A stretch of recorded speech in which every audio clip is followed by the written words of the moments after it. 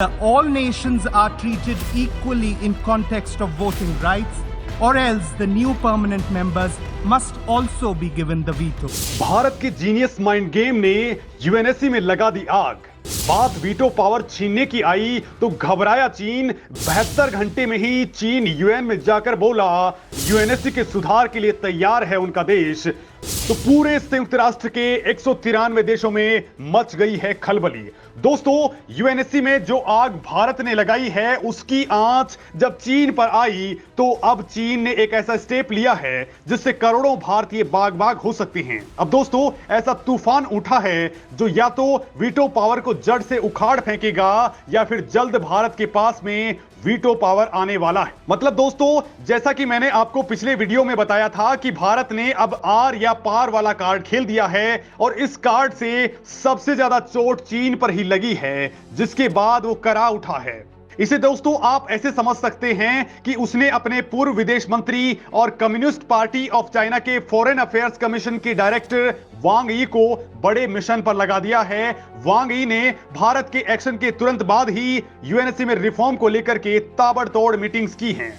आप ये तस्वीर साफ तौर पर देख सकते हैं जिसमें वो यूएनएससी में सुधारों को लेकर के इंटर गवर्नमेंटल नेगोशिएशंस की टीम के साथ में बातचीत कर रहे हैं, जिसमें वो यूएनएससी में सुधारों को लेकर के इंटर गवर्नमेंटल नेगोशिएशंस की टीम से मिल रहे हैं। और इस दौरान चीन ने कुछ ऐसा कहा है उससे आपको भी लग जाएगा कि अब चीन ने भारत के आगे घुटने टेक दिए हैं। मतलब चीन की दादागिरी अब धड़ाम हो चुकी है। तो आखिर भारत ने ऐसा क्या कह दिया जिसके बाद चीन की हालत खराब हो चुकी है? और अब चीन ने जब खुला ऐलान कर दिया है तो फिर क्या भारत को जल्द ही वीटो पावर मिल जाएगा या फिर कुछ दिक्कतें या लड़ाई अभी लड़नी बाकी है? तो चलिए दोस्तों, इससे जानते हैं। सबसे पहले मैं आपको बताता हूं भारत का वो जीनियस माइंड गेम जिसके जाल में केवल 72 घंटे के अंदर चीन जकड़ चुका है। उसके बाद दोस्तों हम चीन के बयान को डिकोड करेंगे, क्योंकि पतली आंखों के पीछे छुपे धूर्त दिमाग को पढ़ने में बड़े बड़ों से गलती हो जाती है। जो नेहरू जी नहीं पढ़ पाए वो क्या मोदी जी ने डिकोड कर लिया है? तो चलिए दोस्तों इसे जानते हैं। तो दोस्तों,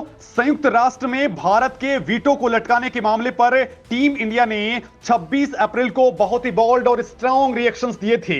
भारत ने यूएन सिक्योरिटी काउंसिल से कहा कि रिफॉर्म्स के बाद सिक्योरिटी काउंसिल के नए परमानेंट मेंबर्स को भी वीटो दी जानी चाहिए, और अगर ऐसा नहीं होता है तो जो पुराने परमानेंट मेंबर्स हैं उनका वीटो पावर भी छीन लिया जाए और इनको पूरी तरह से एबोलिश कर दिया जाए, यानी इस वीटो को बिल्कुल खत्म कर दिया जाए। दोस्तों, यूएन में इंडियन मिशन के काउंसलर प्रतीक माथुर ने यूएन असेंबली में दुनिया के 193 देशों के सामने ये बात बोली और कहा कि अगर नए देशों को वीटो पावर नहीं दी जाती है तो पुराने परमानेंट मेंबर्स के पास भी वीटो का अधिकार बिल्कुल नहीं होना चाहिए। दोस्तों, माथुर ने यूएन की इस बार ऐसी रग दबाई आउट हो गया क्योंकि भारत ने कहा कि वीटो पर भारत की पोजीशन बिल्कुल क्लियर है।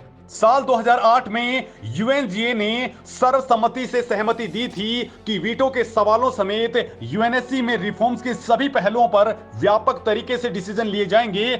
इसमें किसी भी एक ग्रुप की नेतागिरी बिल्कुल भी नहीं चलेगी। मतलब दोस्तों, भारत का इशारा क्लियरली चीन की ओर था, जो बार बार भारत के आगे अड़ंगा लगाता है। दोस्तों, भारत ने वीटो देशों की दादागिरी पर एक बार फिर से बमबारी करते हुए कहा कि वीटो यूज करने का स्पेशल पावर केवल 5 देशों के पास है, जो बाकी के देशों के संप्रभु समानता की अवधारणा के खिलाफ है। और ये आज भी सेकेंड वर्ल्ड वॉर के माइंडसेट को दिखाता है। लिहाजा अब या तो P5 नेशन से वीटो पावर छीन लिया जाए और सभी फैसले 193 सदस्य देशों की वोटिंग के आधार पर हों, या फिर नए मेंबर्स को वीटो पावर देकर इस संस्था में सुधार किया जाए।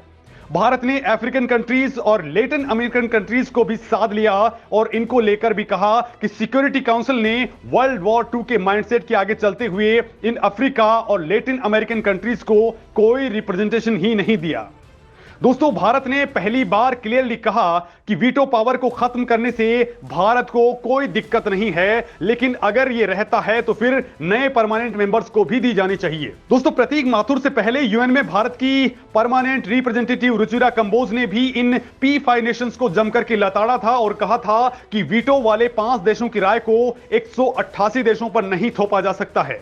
वहीं दोस्तों, विदेश मंत्री एस जयशंकर ने भी क्लियर कट कहा कि 77 साल हो चुके हैं, अब इस संस्था को बदलने की दरकार है।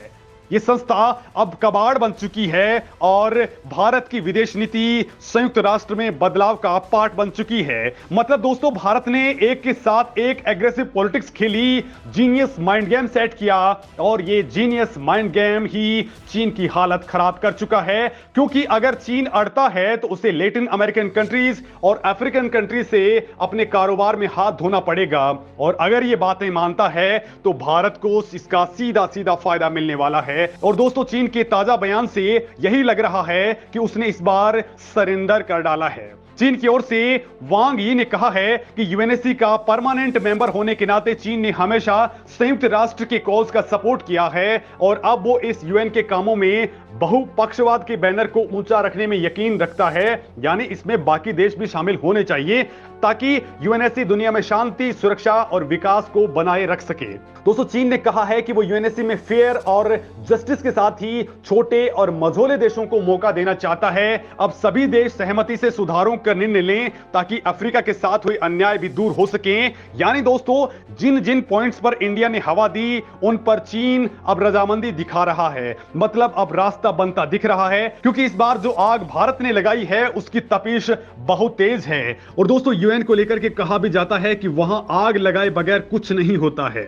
तो वहीं जियोपॉलिटिक्स में दोस्तों कहा जाता है कि there are decades where nothing happens and there are weeks where decades happen. मतलब दोस्तों कि कभी कभी बदलाव सदियों तक नहीं होते और कभी कभी एक ही पल में सदियों के बदलाव कम पड़ जाते हैं। इस वक्त बड़ी हलचल हो रही है और अब एक्सपर्ट कह रहे हैं कि यूएन का चार्टर रिव्यू होकर के ही रहेगा, क्योंकि पिछली बार 60s के दशक में यूएनएससी एक्सपेंड हुई थी, तब 11 से 15 मेंबर हुए थे और तब भी सभी परमानेंट मेंबर्स ने इसके सपोर्ट में वोट नहीं किया था। अमेरिका, चाइना, यूके ने सपोर्ट में तो फ्रांस और रशिया ने अपोज किया था, लेकिन तब भी चार्टर अमेंडमेंट हो गया था। मतलब जब प्रेशर बिल्डअप होता है, जब चेंज की जरूरत होती है, जब खुद यूएन को लगता है कि अगर ऐसा नहीं हुआ तो यह संस्था बिखर जाएगी, बेकार हो जाएगी, देश उससे बाहर चले जाएंगे, तो बदलाव होकर के रहता है। और इस बार भारत ने कुछ ऐसा ही माहौल बना दिया है। बड़ी बात तो यह है दोस्तों कि आज की डेट में फाइनेंशियल पोजीशन, डेमोग्राफिक चेंजिंग और पावर डायनेमिक्स सब कुछ इंडिया के फेवर में है। भारत पीस कीपिंग मिशन में भी चीन को छोड़ दें तो बाकी P4 नेशन से कहीं आगे है। वर्ल्ड की बिगेस्ट डेमोक्रेसी है और मोस्ट पॉपुलेटेड कंट्री है। भारत इस वक्त G20 का प्रेसिडेंट है, एससीओ की प्रेसिडेंसी कर रहा है, स्पेस में महाशक्ति बनने की ओर है, मिलिट्री और डिफेंस में भारत की ताकत का लोहा दुनिया मान रही है। तो वहीं यूएन को $40 मिलियन से ज्यादा की ग्रांट भारत हर साल देता है। अब तक 2 लाख से ज्यादा ट्रूप्स को यूएन के पीस कीपिंग मिशन में भेज चुका है। और सबसे बड़ी बात, भारत आज एक बेहद पावरफुल नेशन बन चुका है। जहां रूस, अमेरिका और चीन की नहीं चलती है, वो देश भी भारत की बात को गौर से सुनते हैं। ये बात आपने अभी सूडान के अंदर अपने लोगों को निकालते वक्त देख भी ली ही होगी। और बड़ी बात यह है कि भारत को भी पता है कि अगर यूएन सिक्योरिटी काउंसिल में रिफॉर्म होता है तो भारत को परमानेंट सीट जरूर मिलेगी, लेकिन बिना वीटो पावर के परमानेंट सीट लेना भारत को गवारा नहीं है। लिहाजा दोस्तों, अब भारत ने माइंड गेम वाली पॉलिटिक्स खेलना शुरू कर दिया है, जिसके 72 घंटे के अंदर पहला नतीजा भी आ चुका है। तो उम्मीद करिए दोस्तों कि बहुत जल्द भारत के हाथ में या तो ये वीटो होगा, अगर वीटो नहीं होगा तो ये संस्था के अंदर भी वीटो पावर नहीं ही होगा। आपका इस मामले में क्या कुछ कहना है, कमेंट करके जरूर बताएं।